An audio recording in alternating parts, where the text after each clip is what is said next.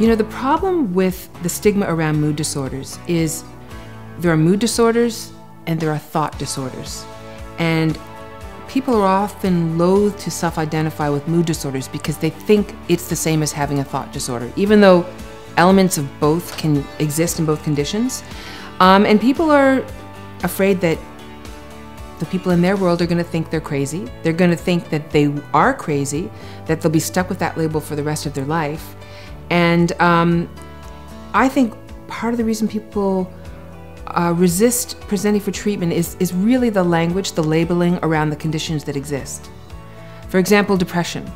To me, I think a better word for depression would be a mood concussion. Sidney Crosby had a concussion. He was out for a year. And they kept checking in. Is he ready? No, he's not going to function at his best, so he's not allowed back on the ice. Not allowed to strap on his boots until he's 100% Sidney Crosby.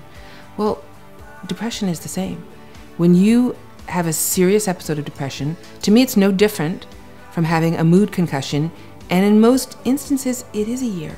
It's a year before you're back at your best. So why shouldn't you have your whole community rallying around you going, go for it, take the rest you need, get the time you need, get the help you need, get better, come back when your game is on. Mood disorders are equal opportunity offenders. They don't care if you're rich, famous, successful, married, have all the trappings of a complete life.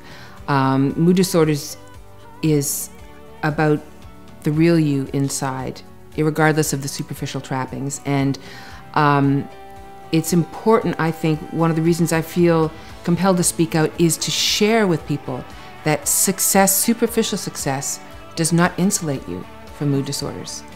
Nor does not having the trappings of life, the superficial trappings of life, mean you can't find happiness.